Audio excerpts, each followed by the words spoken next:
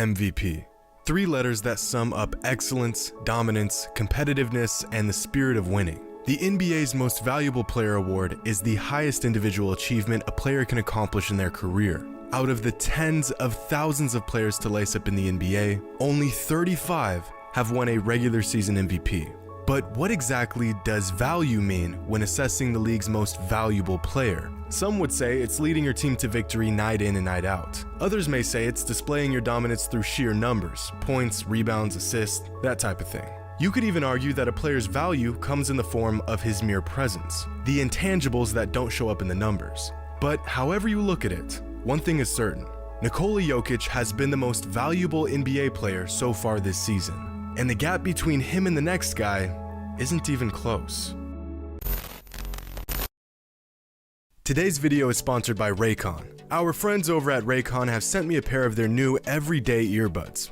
And brothers, you have got to get yourself a pair of these. The everyday earbuds are durable, they're sleek, and they come equipped with exceptional audio quality. The earbuds also offer an improved rubber look and feel with optimized gel tips for the perfect in-ear fit. I've been rocking with Raycon for a few years now, and ever since I started using them, I can't go back to anything else. Whether I'm listening to music or some obscure basketball podcast, I always got my Raycons in. And with 8 hours of playtime and a 32-hour battery life, I never have to worry about these bad boys dying on me. There's also a built-in mic so you can take calls at the press of a button and stay hands-free. Raycons start at just half the price of other premium audio brands, and their earbuds come with a 45-day happiness guarantee. And right now, you can get a pair of everyday earbuds for 15% off. Just click on the link in the description box or go to buyraycon.com/JxmyHighroller Just click on the link in the description box or go to buyraycon.com/JxmyHighroller to unlock exclusive deals for up to 15% off your Raycon order today.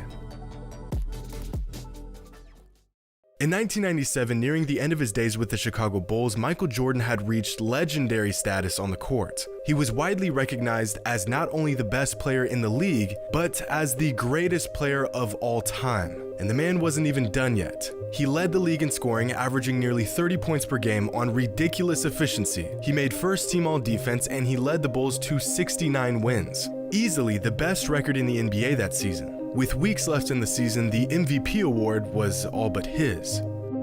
Congratulations for enormous achievement, but congratulations, Karl Malone, 1996-97 NBA Most Valuable Player.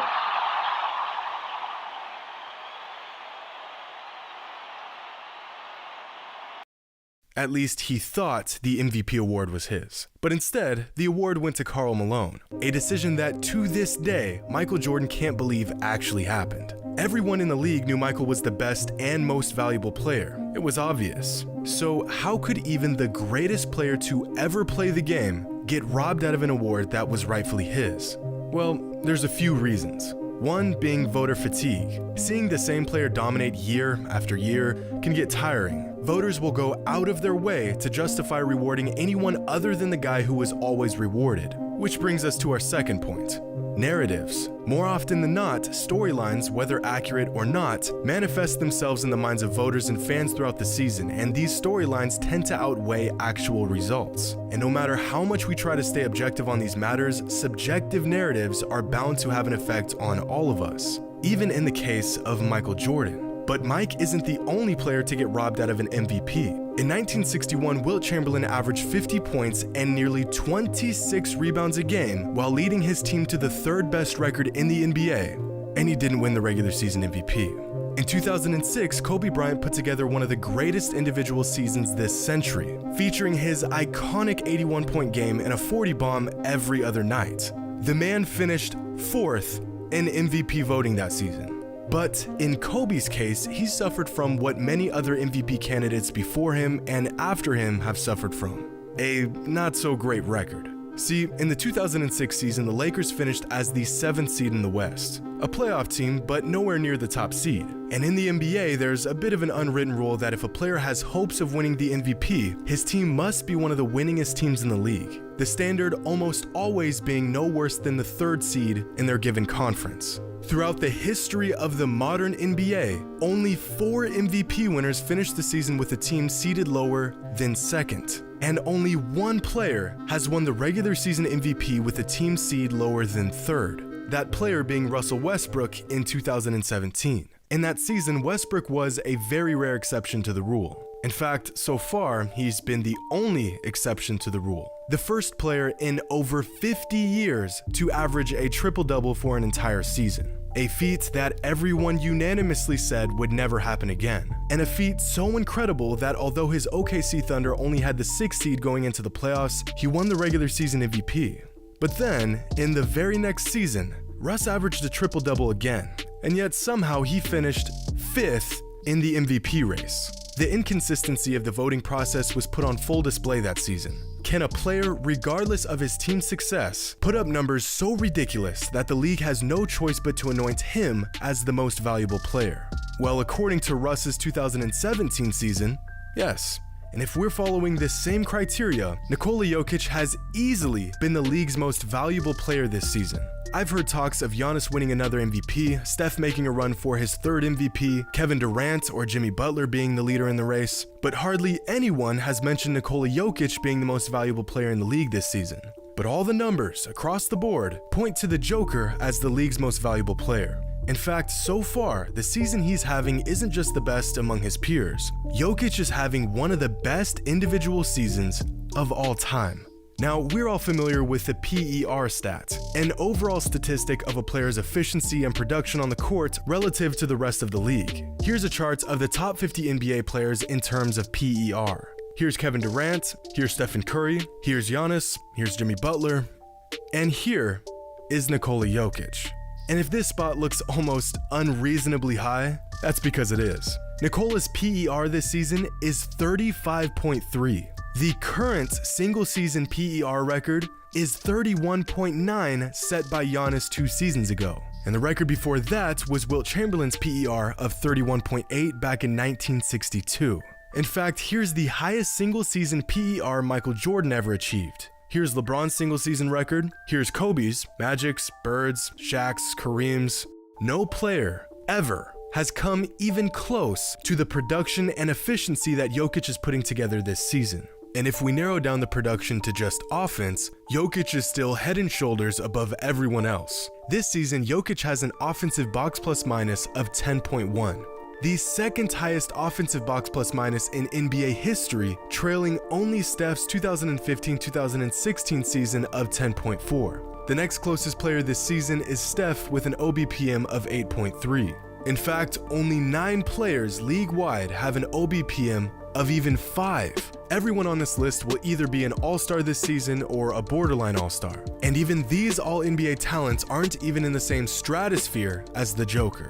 So if this man is having one of the greatest individual seasons ever, why is no one talking about it? The man is averaging 26, 14, and 6 a game on nearly 60-40-80 splits, and no one is talking about it. Right now, the current MVP odds are in favor of Stephen Curry, followed by Kevin Durant and then Giannis. Jokic is down at 4th with odds that suggest he is far from the MVP. This article's headline doesn't even mention Jokic, like he's some sort of afterthought. And if I had to say why this is, I'd say it comes down to a few things. First, Jokic hasn't had a marquee performance this season. You know, that massive game that makes all the headlines and demands fans and voters to reconsider their MVP hierarchy. Every MVP needs a marquee performance to really draw the masses and build their campaign. Second, and the most obvious reason, is that the Nuggets aren't doing too hot right now. With a below 500 record of 9-10, the Nuggets currently hold the 10th seed in the West. A seed so bad that most fans won't even consider Jokic as a frontrunner in the MVP race.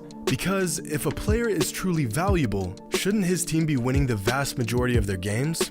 The short answer is yes, but the actual answer to that question isn't quite as black and white. Because the Nuggets are winning when Jokic is on the court and surrounded by competent teammates. So far this season, in the 14 games that Jokic has suited up, the Nuggets have outscored their opponents by a combined 48 points. In the 5 games that Jokic has missed this season, the Nuggets have been outscored by their opponents by 62 points. That means that with Jokic, the Nuggets are a winning team with an average margin of plus 3.4 points. Without him, they're a losing team with an average margin of negative 12.1 points. Sure, the Nuggets have a losing record at the moment and they're far from a championship contending team. But without Jokic, they are downright atrocious. Recently, I asked a friend why people tend to downplay or downright ignore Nikola's excellence, and his answer was simple, but unfortunately, very true. His game is just boring. To the purest of basketball fans, the Joker's game is a work of art. He's brilliant. I personally love watching the guy play, and I'd even go as far as saying he's one of a kind. But to the average fan, Nikola's game is lethargic, slow-paced, lacking all the high-flying acrobatics and 30-foot bombs other stars put on full display every night. Nikola's excellence is rooted in his ability to break down the game to its simplest components and exploit the other team with his uncanny ability to see 2, 3, 4 moves ahead. But it's this very simplicity that deters fans from giving him the credit that he is due.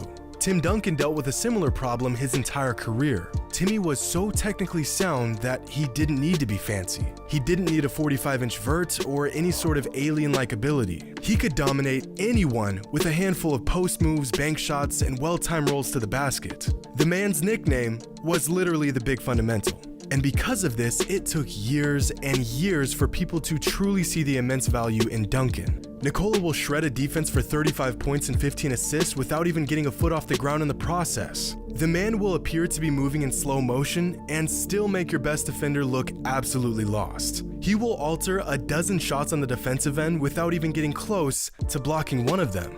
And you'll more than likely never see one of these plays on SportsCenter or your favorite sports social media outlet. But when the vast majority of fans get their information and form their opinions based on these short clips and highlights, it's no wonder that Nikola's impact, relevance, and dominance are undervalued. If you were able to somehow remove the hype and narratives from the MVP discussion, the race for the award would look something like this. And that's because this list is exactly that. Basketball Reference's MVP tracker, which gives a very objective look into the MVP race at the moment based solely on the numbers. The only list where you'll find Jokic ahead of everyone else. But if the numbers you've seen so far haven't swayed you enough, Jokic's excellence doesn't stop at the offensive end. With a defensive box plus minus of 5 this season, Jokic is leading the entire NBA on the defensive end by a massive margin. The next closest player is Draymond Green with a DBPM of 3.9 and then Giannis with 3.4.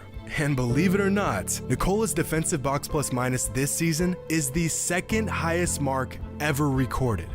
I am not exaggerating when I say that Nikola Jokic is currently having arguably the most productive, efficient, and dominant season in NBA history. Now how's that for value?